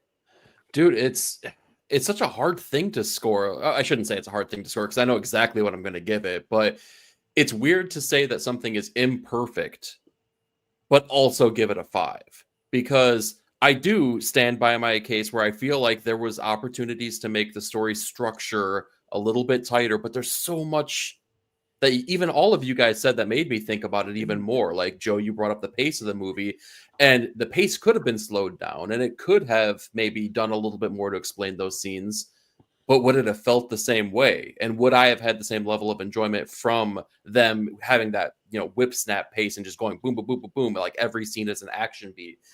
I don't think I would have, right? And we've all talked about the cultural influence on this, and it's just impossible to not give this a 5. If anything, I'm lowering my score from whatever the heck above a 5 would be down to a 5 because of my critique, right? So like, it's crazy. Yes, it's a 5 all day. Hell yeah, hell yeah! I love it. 5.69, by the way. Yeah. Oh, that's true. That's true. And that's what our Ariaga gives it, a Yes. 5.69 right there. What about you, Stu? What you sitting on? Yeah, man, easy 5. Just an unbelievable gem of a film. Just so wonderful to rewatch. I'm still thinking about so many things I forgot to say about it, guys. The light trails, like how fucking awesome was that on the bike? And if you're tripping, that shit really dope. Just so you know. God. Like, I can't imagine that was one of my thoughts in the third act. Like, if I was tripping right now, like when he goes full baby meat balloon, like that would have been something else. But I love the Rick and Morty bit, man, where they're saying the Akira baby and shit. Yeah, but easy 5. It's beautiful. Hell yeah. Brooks, what you sitting on? Well, I'm sorry to disappoint you guys, but I'm gonna give this a 5 too. Like, I ain't gonna trip. Like, this movie is like, it is such a joy. It's just a joy to watch. I just love, like, despite the fact that it's a bit grim and it's dark and it's got a lot of, it's very deep, but it's also fun to watch. Like, I enjoy watching this movie. Like, when I'm watching it, like, I'm just glued. I'm just like tuned in. Like, everything else is just gone. Like, the room I'm sitting in disappears, and I'm in the world of Neo Tokyo. I'm in Akira, and that's the sign for me of, like, an exceptionally good movie. So yeah, like, perfect score for this one all day. Hell yeah. Perfect scores across the board so far. What about you, Joe? Yeah, I mean, absolutely 5. Like, there's no way not to give it that. Like, the world isn't the same without this movie.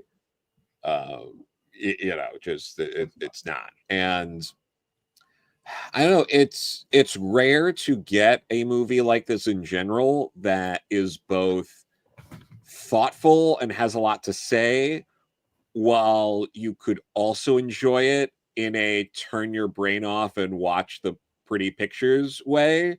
That is not very common. So I mean, there are a few movies like that, but this one really stands out in that way. Fuck yeah, man. Y'all, I'm so happy. So this is my birthday week. It's Robbie week, everybody. And I've picked movies for Robbie week. No, never, I don't think, have I ever picked a movie for Robbie week that was 5s across the board. It definitely wasn't Southland Tales. It was definitely not Days of Thunder. And it wasn't Happy Birthday to Me. But Akira's getting it because I'm giving it a 5. It's a perfect fucking film. I've already said, to me, it's the best animated film of all time.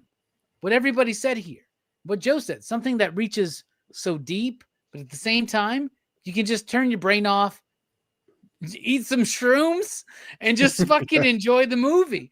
You can enjoy it on so many different fucking levels, but that Akira baby at the end is going to fuck you up, man. Yep. So you better watch the fuck out, right? And then switch over to the Wachowskis fucking Speed Racer or some shit like that. But I'll give it a 5.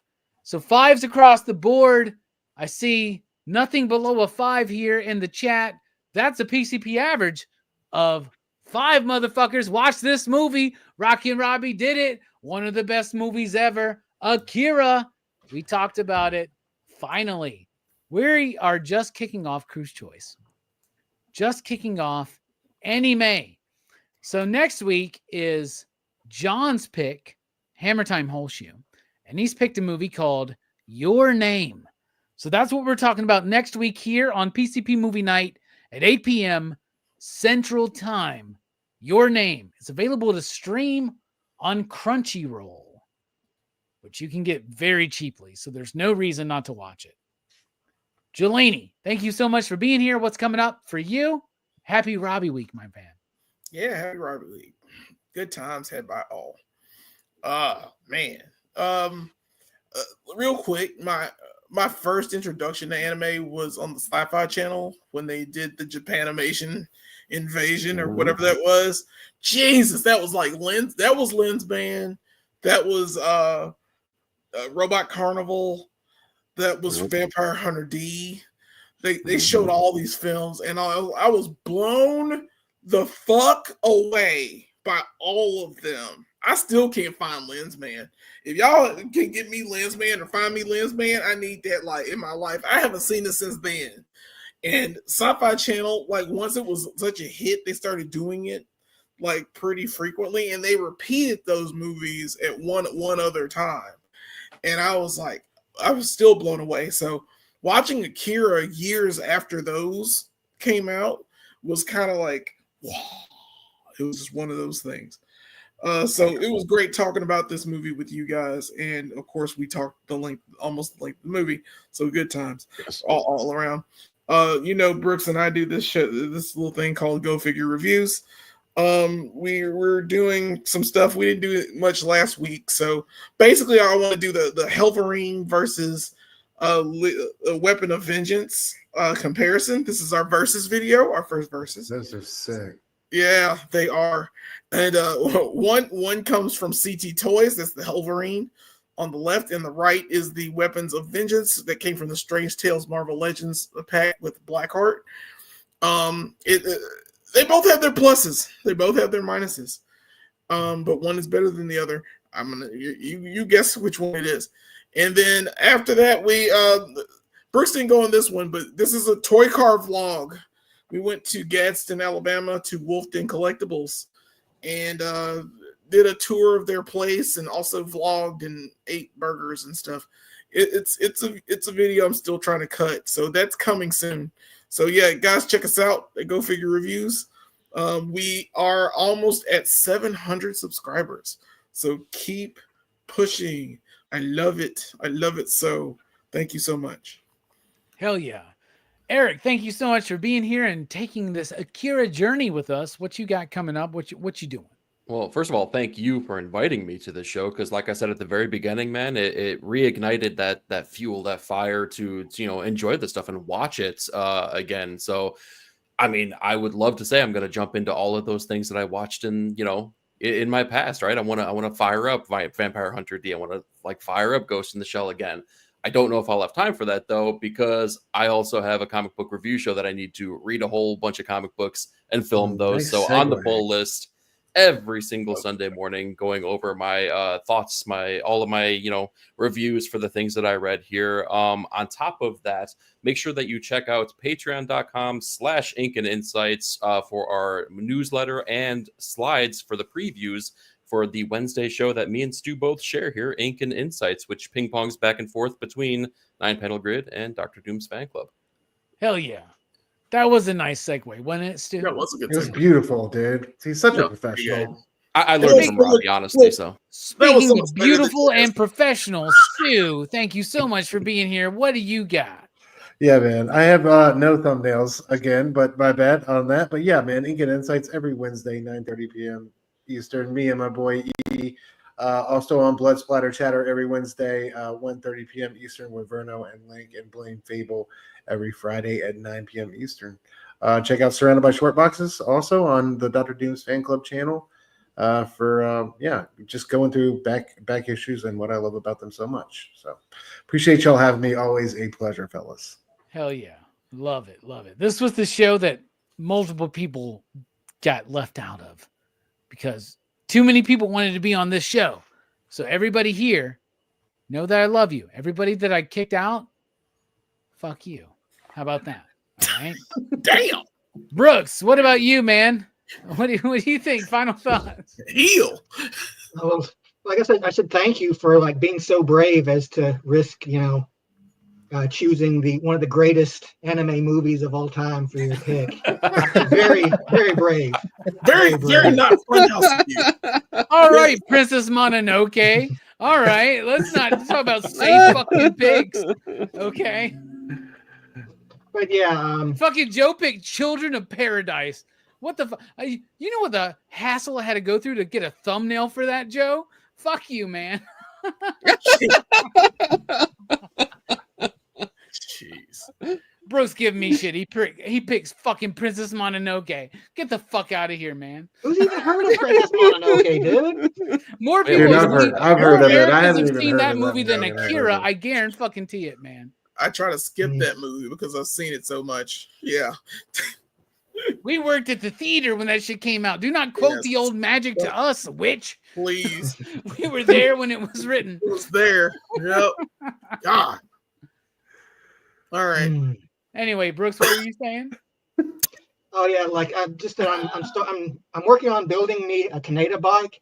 I'm gonna start my own post-apocalyptic bike gang soon. So like maybe you guys need to start like working on building your own futuristic bikes, so we can cruise around Huntsville and terrorize. Well, let me know rival what gangs. Bike gang. What drugs There you we got. go. Lead pipes, bust some skulls, man. I don't What think drugs you that's- got, man? You got those capsules, man. I might join you, man. Got some reds, Yeah. bro. We'll be popping pills and busting heads. Popping pills with Robbie Bills. You know what they say, man. What about you, Joe? I know you got some shit coming out, man. Final thoughts? What you got? I do. First, I didn't mention this earlier, but yes, I have seen this on the big screen, and Of course. Thank you for that I- was restraint, Joe. right.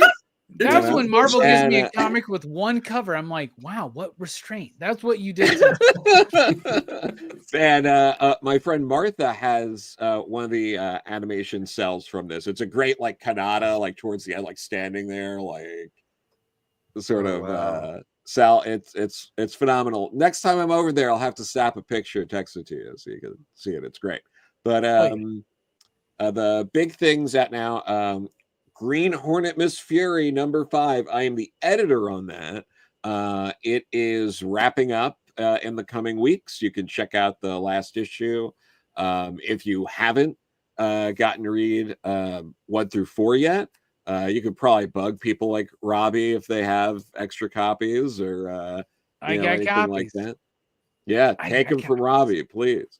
But and then I also have for my own writing, King Arthur and the Knights of Justice Volume 2, Morgana's Revenge. Spoiler alert, Morgana's back and she would like revenge. You can see that story unfold if you purchase a copy, which is out June 17th. You can pre-order it through Mad Cave's Mavericks Imprints website. You could also, if you use, Amazon or Barnes and Noble, or go to your local comic shop, bug Robbie, whatever You you can got to bug do. Robbie about it. Yeah, we'll have plenty of copies. Yeah, do that. And then, and if you haven't read Volume 1 yet, what are you waiting for? You could get that right now. You could be all ready to go for June 17th when Volume 2 is available. Hell yeah. Hell yeah. Oh yeah, dude. All right. All I got, once again, is next week, your name here on Cruise Choice for PCP Movie Night, part of Anime Hammer Time Whole Shoes pick. First time watch for me and Brooks and Jelani, right? I've never seen this movie. Yeah, it's just me, you, and it's just the three of us, John and Fable. If anybody wants to jump on, just let me know, man. It's just the way it is, man. Anyway, we're dipping out. Thank you so much for joining us. We love you. And my final thought, I guess, should we do it? Do you guys all want? What would you rather scream out together, Kaneda or Tatsuo? Tatsuo, right? I like Tatsuo, yeah. Yeah. Tatsuo. You ready? Let's do it. 1, 2, 3. Tatsuo!